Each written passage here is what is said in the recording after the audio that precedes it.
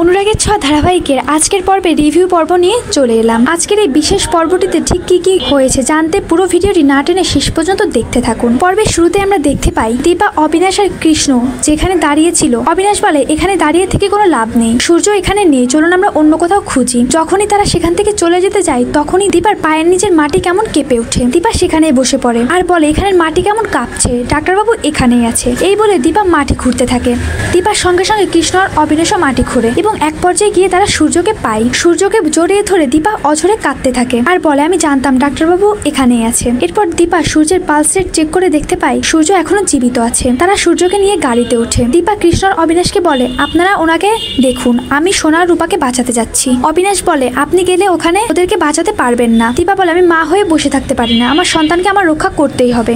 এই বলে দীপা ছুটে চলে যায়। অপরদিকে দেখা যায় কুন্তলা মুম্বাই আসে আর রুডির সঙ্গে দেখা করে। রুডিকে বলে তুমি আমার সঙ্গে চলো, না হলে দীপা তোমাকে ধরে ফেলবে। ওই দীপা অনেক ডেঞ্জারাস, আমাদেরকে ছাড়বে না। কিন্তু রুডি মায়ের কোনো কথাই শোনে না। সে বলে আমি সেনগুপ্ত পরিবারকে পুরো শেষ করে ফেলবো।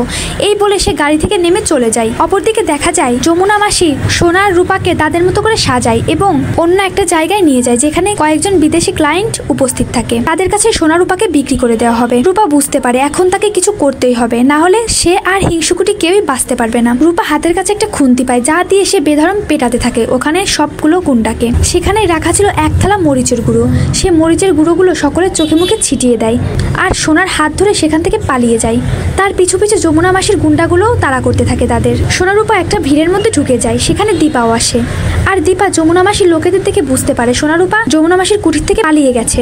দীপা ভাবে যমুনা মাসি তাকে দেখলে চিনে যাবে, তাই সে মা কালীর রূপ নেয় আর গুন্ডাগুলোর হাত থেকে সোনা রূপাকে বাঁচানোর জন্য তাদের সাথে ফাইট করতে থাকে। সেখানে রুডি এসে সোনাকে আবারও কিডন্যাপ করতে গেলে সোনা তার বাবা বলে চিৎকার করে ওঠে। সূর্য সেই ডাক শুনে সূর্য ছুটে আসে ভিড়ের ভেতর আর এসে রুডিকে মারতে থাকে, কিন্তু রুডি একটা ইনজেকশন সূর্যকে পুশ করে। এতে সূর্য আবারও অজ্ঞান হয়ে যায়। তারপর সে সোনা আর সূর্যকে নিয়ে সেখান থেকে চলে যায়। একটা ফাঁকা জায়গায় কুন্তলা গাড়ি নিয়ে অপেক্ষা করছিল। সোনা রুডিকে চিনে ফেলার আগে কুন্তলা নাটক করে রুডিকে মেরে ওখান থেকে তাড়িয়ে দেয় আর সোনাকে বোঝায় যে সে তাদেরকে বাঁচালো। এরপর কুন্তলা তার মায়ের বিরুদ্ধে সোনাকে আবারও উস্কে দেয় আর বলে তোমার মা শুধু রূপাকেই বাঁচালো, তোমাকে না। আরো নানান কথা বলে সোনাকে উস্কে দিয়ে তাকে আর সূর্যকে নিয়ে সেখান থেকে চলে যায় কুন্তলা। অপরদিকে অবিনাশ এবং কৃষ্ণ কয়েকজন পুলিশ নিয়ে আসে। পুলিশগুলোর হাতে যমুনা মাসির গুন্ডাগুলোকে ধরিয়ে দেয়। এরপর দীপা চারিদিকে তাকিয়ে সূর্য ও সোনাকে খুঁজতে থাকে, কিন্তু কোথাও পায় না। দীপা বুঝতে পারে সোনা সূর্যকে নিয়ে কোথাও চলে গেছে। তো বন্ধুরা তোমাদের কি মনে হয়, সোনা কি কখনোই তার মাকে বুঝবে না? সারা জীবন কি তার মাকে ভুল বুঝেই যাবে? তোমাদের কি মনে হয় সোনার একটা উচিত শিক্ষা হওয়া উচিত? তোমাদের মতামতটি অবশ্যই কমেন্ট করে জানিয়ে দেবে।